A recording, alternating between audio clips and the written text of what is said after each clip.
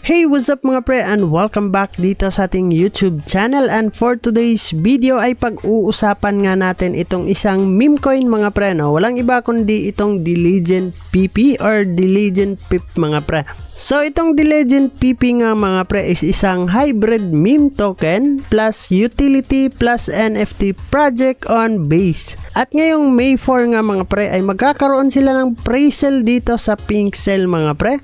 Sabi nga nila dito about dito sa The Legend PP mga pre is welcome to The Legend PP where the power of memes and utility meets the determination to succeed. We believe in the power of possibility, hard work, and doing the right thing. Currently, Base is the chain with most potential, but the less useful tools The Legend Pip is stepping into build. But we need your help. Join the crusades to build the future with us. So yun nga mga pre, this is not financial advice at hindi ko po to advisable na pumasok kayo dito. So dito nga mga pre ay meron din tayong pag-uusapan sa The Legend Pip mga pre is nagkakaroon nga sila dito ng isang giveaway. The Legend Pip is giving a 1,000 USDT token giveaway lang, no? So dito nga sa kanilang roadmap ay magkakaroon sila ng pre-sale. Ito yung sinasabi natin. By May 4 mga pre ay magkakaroon sila ng pre-sale dito sa Pinksale Finance mga pre. Meron na lang silang 4 days, 19 hours and 43 minutes. And then kailangan lang naman natin dito i-connect yung ating wallet. MetaMask wallet, nasa sa inyo na yan mga pre, no? Pero dito nga sabi natin hindi po to advisable na kayo ay pumasok dito mga pre.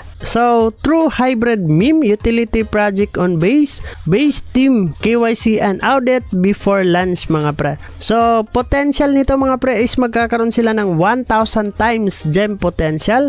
Raised will be used for building marketing, trending everywhere at launch, top tier calls and YouTubers, aggressive marketing at launch, NFT collection, and then coming soon mga pre. So bago pa nga lang itong kanilang proyekto mga pre, no, kasi meron lang naman sila ditong 5,009 followers sa kanilang Twitter. So pwede din tayong pumasok dito sa mga social media platforms nila para malaman natin kung ano na nga ba yung mga update patungkol dito sa kanilang projects mga pre.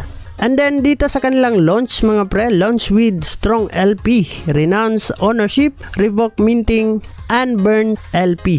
Build utility into the project list on CEX mga pre, partnership, call marketing, and handling incentives. And then ito yung kanilang tokenomics or Delpinomics na meron nga silang 100 million tokens, zero tax daw dito, and then 100% LP burn, 100% vibes. So nasa sa inyo na mga pre kung papasok nga ba kayo dito.